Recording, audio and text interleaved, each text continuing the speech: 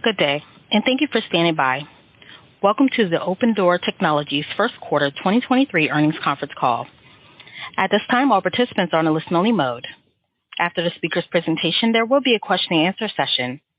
To ask a question during the session, you will need to press star 11 on your telephone. You will then hear an automated message advising your hand is raised. To withdraw your question, please press star 11 again. Please be advised that today's conference is being recorded. I would now like to hand the conference over to your speaker today, Elise Wang, Vice President, Investor Relations. Please go ahead. Thank you, and good afternoon. Details of our results and additional management commentary are available in our earnings release and shareholder letter, which can be found on the Investor Relations section of our website at investor.opendoor.com. Please note that this call will be simultaneously webcast on the Investor Relations section of the company's corporate website. Before we start, I would like to remind you that the following discussion contains forward-looking statements within the meaning of the federal securities laws.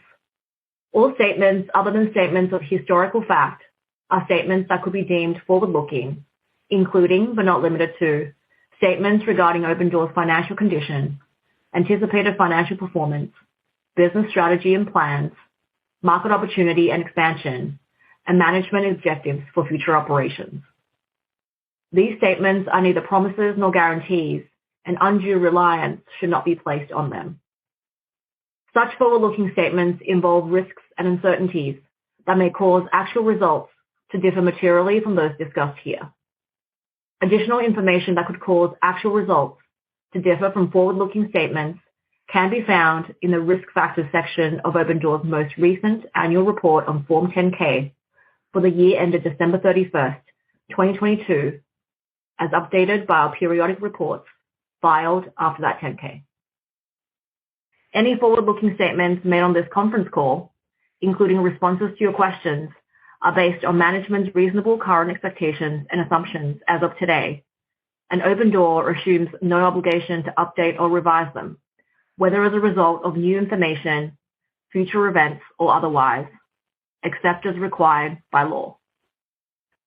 The following discussion contains references to certain non-GAAP financial measures. The company believes these non-GAAP financial measures are useful to investors as supplemental operational measurements to evaluate the company's financial performance. For a reconciliation of each of these non-GAAP financial measures to the most directly comparable GAAP metric, please see our website at investor.opendoor.com. I will now turn the call over to Carrie Wheeler, Chief Executive Officer of Opendoor. Good afternoon. Also on the call with me today is Christy Schwartz, our Interim Chief Financial Officer, and Dodd Frazier, President of Capital Markets and our Enterprise business. At Opendoor, our vision is to build the most trusted e-commerce platform for residential real estate, a trillion-dollar industry that remains static and broken. The process of buying and selling a home today remains complicated, time-consuming, stressful, and offline. We are at the forefront of transforming this status quo so consumers can buy, sell, and move between homes with simplicity and confidence. Over the last 9 years, we've developed a magical product that home sellers want and need.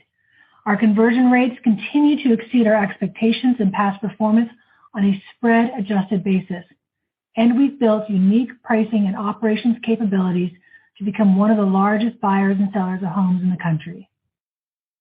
These are the things that differentiate us, particularly in times of macro uncertainty. While we are seeing some stabilization following what has been the steepest transition in housing in 40 years, home sellers continue to be on the sidelines. The number of new listings within our buy box were down almost 25% in the first quarter versus prior year. Market clearance is trending higher than expected as a result of this lack of supply, but the outlook for home prices continues to be uncertain. In light of this macro backdrop, it's imperative that we continue to operate with caution and discipline. Specifically, we expect to maintain double-digit spreads for the rest of 2023 as we grow a new book of inventory that comfortably meets our margin targets. Given the impact this will continue to have on conversion, we are focused on expanding our low-cost partnership channels, including home builders, agents, and online real estate platforms, to attract more sellers. We expect these channels to be highly scalable and allow us to reach more customers in a cost-effective way.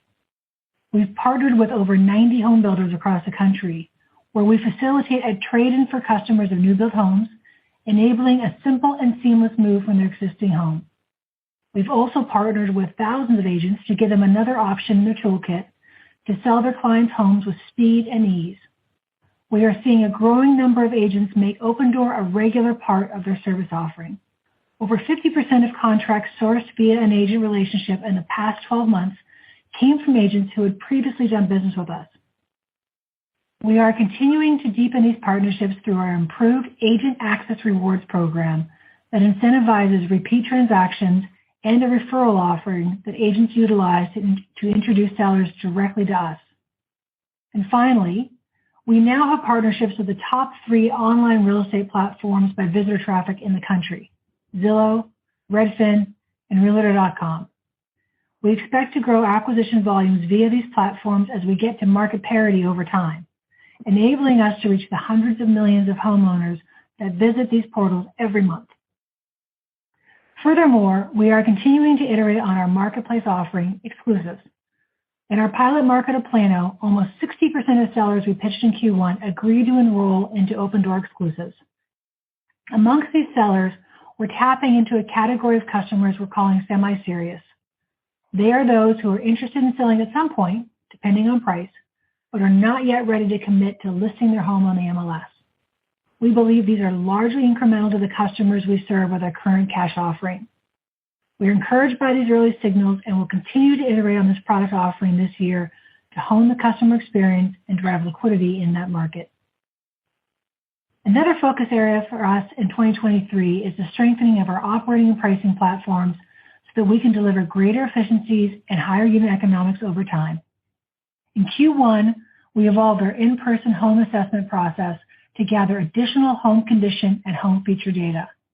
We also implemented technology to better capture and action on the home condition feedback that we collect per home across multiple sources throughout our ownership cycle. Together, these improvements enable us to better understand home condition, both pre-acquisition and for owned homes, and optimize acquisition and resale pricing at a per home level. We've also expanded our repair and renovation capabilities through platform and process investments, enabling us to perform targeted renovations. Beginning in the fourth quarter of last year, we applied selective home condition improvements on almost 2,500 of our longest held homes, which has in turn allowed us to drive faster sell-through rates on these homes than planned.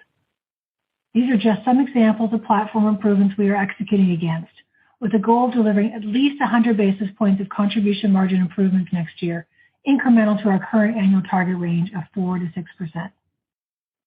And finally, we have further right-sized our operating capacity to reflect the overall decline in market transaction volumes and our reduced pace of acquisitions.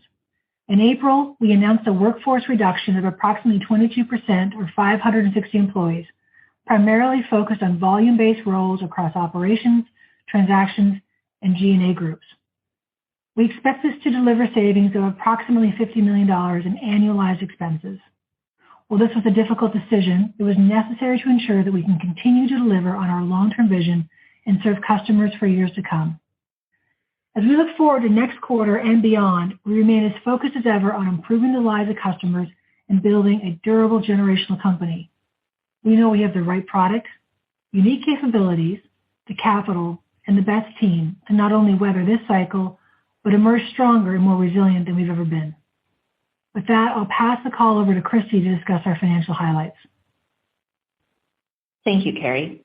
Our first quarter results reflect the progress we've made in selling through our old book of homes while building into a new book of healthy inventory, the continued reduction of our cost structure, and our focus on capital and book value preservation.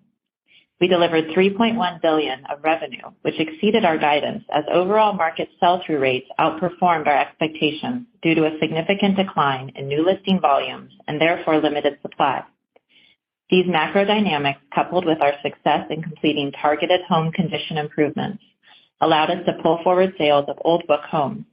In particular, 92% of the Q2 cohort, which is homes we made offers on between March and June of last year, is sold or in contract as of quarter end. On the acquisition front, we purchased 1,747 homes in the first quarter, down 81% versus the first quarter of 2022. The reduction in acquisitions has been driven by two primary factors. First, with sellers in a holding pattern, we observed an increasing decline in new market listings versus last year, from a 17% decline in January to a 27% decline by March. Second, we saw a decline in offer to contract true seller conversion due to higher spreads year over year. Although it is worth noting that conversion has improved from approximately 10% going into the first quarter to 15% as of March as a result of a modest reduction in spreads. In response to these two factors, we pulled back on marketing spending by 45% versus prior year. Our contribution margin was negative 7.7% in the first quarter, which is a reflection of the resale performance of our old book of inventory. These longer-dated, lower-margin homes comprised 75% of our resales in the quarter. In contrast, sales from our new book of homes generated a contribution margin of 8.5% in the quarter. We continue to expect these newer acquisition cohorts to deliver margins in excess of our annual contribution margin target of 4 to 6% once fully sold through. Adjusted EBITDA loss was $341 million in the first quarter, which is inclusive of previously recorded inventory valuation adjustments of $295 million on homes sold in the period. As a reminder, over the last 9 months, we've been reducing our operational capacity, marketing spend, and fixed expenses in response to the macro environment and the intentional slowdown in our purchasing activity. As such, our adjusted operating expenses, which we define as the delta between contribution profit or loss and adjusted EBITDA, totaled $100 million for the quarter, down from $156 million in the first quarter of 2022 and a peak of $204 million in the second quarter of 2022. Turning to our balance sheet, we ended the quarter with $1.3 billion in unrestricted cash equivalents, and marketable securities, and $459 million of equity invested in our homes. We also had $10.7 billion in non-recourse asset-backed facilities. Additionally, in March, we invested $101 million to repurchase $189 million of our outstanding convertible notes at a substantial discount, reducing our total future debt obligations. Looking ahead, we plan to continue to operate with a cautious approach via home pricing, expense management, and capital discipline, given the uncertainty of the near-term macro environment. Given typical housing seasonality, we expect spreads to remain relatively elevated throughout the remainder of the year. Turning to guidance, we expect our Q2 revenue to be between $1.75 and $1.85 billion, and adjusted EBITDA loss to be between $180 and $200 million. Adjusted OpEx is expected to be around $90 million, which generally reflects savings from the April reduction in force. Consistent with this guidance, we expect the second quarter to mark the last quarter of negative contribution margin, with positive contribution margin levels beginning in Q3 when our fresh book of inventory comprises the majority of our resales. With that, I will now open the call for questions. Thank you. As a reminder, to ask a question, please press star 11 on your telephone and wait for your name to be announced. To withdraw your question, please press star 11 again. Please stand by while we compile the Q&A roster. Our first question comes from the line of Nick Jones with JMP Securities. Your line is now open. Great. Thank you for taking the questions. Maybe one just around outlook. As contribution profit improves after 2Q, should we expect this to kind of sequentially improve through the remainder of the year? And then I guess, does that kind of trickle down to EBITDA as well? Because it looks like there's a pretty good step up from kind of 1Q results to 2Q guide on EBITDA. So how should we think about that, I guess, as we kind of, get through the rest of 23? Hi, Nick. It's Christy here, and thank you for the question. For contribution margin, as you know right now and in Q2, we're still selling through the old book of homes. But once those clear out, you will see improved margins. And as we said, we expect them to be positive starting in Q3. There is a slight tail. We expect to be mostly sold or in contract by the end of Q2, but the ones that are in contract will sell through in Q3 and be a little bit of a drag on contribution margin. So I think it's correct for you to think about it as increasing in the second half of the year, and then that will flow down to EBITDA. It's also important to note that, EBITDA contains the release of our impairment adjustments, our inventory valuation adjustments that we recorded in prior periods. And so as those homes that have those inventory valuation adjustments sell through, which is the old book of inventory, you won't see those in EBITDA anymore. Got it. Makes sense. And then maybe one on the balance sheet. As inventories come down, restricted cash has remained relatively high. Can you remind us kind of the dynamic between the restricted cash position and the inventory position? Thanks. Yep. So you're right, the restricted cash has gone up. The majority of the restricted cash increase relates to our term debt facilities, so they don't revolve. So either they're collateralized by inventory or they're collateralized by restricted cash. In our 10Q, there's a good breakdown that shows those entities, but it's really just collateralizing the asset-backed debt. And on that cash, we do earn interest income. So you can think about that excess cash as earning interest income to offset the interest expense. Great. Thank you for taking the questions. Thank you. Our next question comes from the line of Dae Lee with JP Morgan. Your line is now open. Great. Thanks for taking the question. And apologies if I missed this on your prepared remark, but how should we think about your home acquisition pace going forward? Like, should that follow normal seasonality, or do you expect that to accelerate as you're going to the back half? Yeah, it's Carrie, by the way. Thanks for the question. I would guide you to a couple of things. One is what we tried to indicate in our remarks is we've seen our spreads come down meaningfully from the back half of the year into the first part of this year, and conversion has followed, i.e. conversion has improved, and we have been able to increase our pace of acquisitions.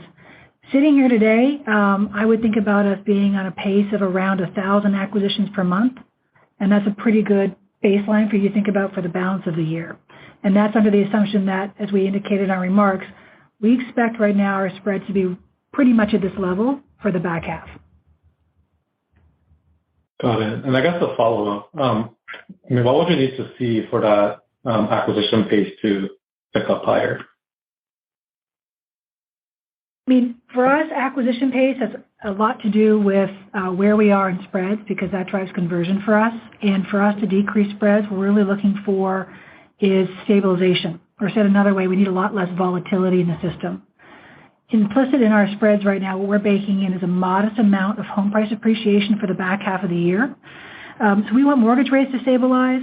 We think that'll lead to volume stabilization. In turn, that'll lead to a little more stabilization on pricing, and that'll allow us to compress spreads. But for the balance of the year, just given the range of uncertainty around how, Q3, Q4 could play out, we're going to continue to hold spreads pretty high.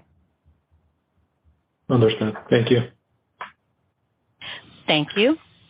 As a reminder, to ask a question at this time, please press star 11 on your touch-tone telephone.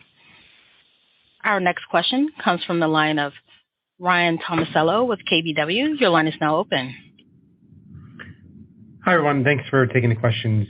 Just on the expense efficiency, sounds like the $90 million of OpEx in the quarter is what you're thinking about as a full run rate of the $50 million of expense savings. Just wanted to clarify that piece.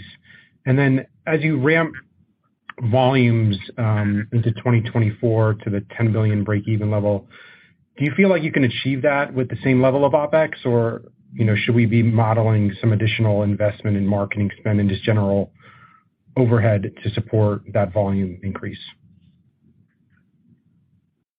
Brian, this is Christy. Thank you for the question. On the $90 million for operating expense, I think that does contemplate the reduction in force that we just had in April, and so that is a relatively safe amount to model forward. To get to $10 billion, I would expect some increase in marketing, probably more in the first half of the year. But yeah, that's a good place to start. Yeah, the other thing I want to point you to is we try to provide a little more color in our letter, Ryan, around partnerships and the fact that we are leaning heavily into the fact that we have a number of low-cost channels, low CAC cost channels a la online real estate. We're in the very early days of our Zillow partnership. We're now across all our markets with Redfin and Realtor.com, and we have a lot of optimism for how those are going to play out over time. We're also very enthusiastic about what we're seeing out of the agent channel right now. Again, it's a low-cost, highly scalable channel for us, and we're seeing lots of activity on the home builder side, where we're partnered with 8 of the 10 big ones, 90-plus home builders. And as you know, new builds right now is a pretty active part of the home category. So Christy's totally right. To get back to $10 billion, we're going to spend a little bit more money on marketing, but we're also leaning into these channels that we think are quite scalable and, again, come to us with very attractive CAC economics attached to them. Okay, got it. Thanks for that color. And then I believe on the last call, you talked about exclusives continuing to ramp through next year and targeting more material volume potentially in 2025. Is that still the timeline that you think, is achievable here as you continue to iterate the platform? Just any updates around your, expansion targets there beyond your initial test markets? Thanks. Yeah, I think the most salient update on exclusives we could give right now is that we're really encouraged by the early signs we're seeing. If you think about what we're doing right now, which is focusing on a single market, iterating, learning, and testing, we've had some incredibly good signal. We're tapping into this customer segment called the latent seller, which is a seller that wants to sell at some point, timeline to be determined, but they don't want to list it, right? But they do want to sell it, and if it's easy, they love the offers, and they want to do it in a way that's seamless. And what's interesting about that to us is those customers are incremental to what we're seeing on the sale direct side. That's number one. And two, we believe we're unearthing a category of supply that we wouldn't access otherwise. So that's encouraging. And then we're seeing buyers engage with the platform because they're getting these homes they can't get anywhere else. They're now sitting on MLS. And in a very short period of time, within the quarter, we're driving to, I think, north of 3% listing share in Plano alone. So that's not the 2025 metric I know you want, but I'd say, the numbers are small on an absolute basis. What's really encouraging are the growth that we're seeing and the number of sellers and buyers coming to the platform. And we're going to stay focused on making sure that we are perfecting the customer experience. We're going to drive for liquidity in that market, and then we're going to look to expand it over time. Great. Thanks for taking the questions. Of course. Thank you. As a reminder, to ask a question at this time, please press star 11 on your touchtone telephone. Our next question comes from the line of Jay McCanless with Wedbush. Your line is now open. Hey, thanks for taking my questions. The first one I had, a little surprised to hear that you're starting to bring the spreads down already. Could you talk about maybe, I know you don't like to give the percentage, but maybe the magnitude of how much those spreads have come down since the fall of 22? Yeah, so since the fall, they're down approximately 500 basis points. So basically off of peak, we're down about 500 basis points. I think part of that was done this year on the back of seeing the stabilization in house prices. So one of my favorite charts that's in the back of the shareholder letter is our month-over-month home price appreciation. We talked about this a bit last quarter, but we saw an improvement there, and that's carried through the full first quarter. So we actually saw positive home prices in the first quarter. That said, in the back half, normal seasonality is basically flat to slightly negative home prices. And so given the uncertainty on rates, we have continued to maintain higher, above average spreads for this time of year. Okay. And then when you talked about the home building channel, I mean, I know y'all have been in Lennar sales offices for a long time, Horton, et cetera. I guess maybe what have you done this quarter or recently that's above and beyond what we've seen out in the field previously? And maybe talk to the economics of it if you can. So I can't comment on the economics specifically, but that is, as Carrie alluded to, a very low-cost CAC channel for us. I think the piece there is really the trade-in product, which has been a staple of ours for 6 years now. To your point, we started with the largest, and we continue to have an on-the-ground marketing team that is out there in the field helping new home sale consultants explain the product to customers and really help create and allow for that trade-in product that makes it so seamless for every customer. Okay. And then just one other question. Why not print the contribution margin after interest anymore? Is there reason that's been removed from some of the disclosures? Yeah, Jay, this is Christy. So we removed it last quarter, and that's because we've really kind of changed the way that we're financing our homes. A lot has changed to be senior term loans, and we have some items that are not fully utilized right now. And so it kind of reflects our current capital market structure. Dodd, do you want to add anything? Yeah, I think as a good example is what I alluded to earlier, which is we have senior term facilities today where we have positive interest expense and interest income offset each other because of that restricted cash balance we're carrying. And so allocating to a home level to load it into contribution margin was something that there's not a clean mapping of that. So that's where we did remove that disclosure.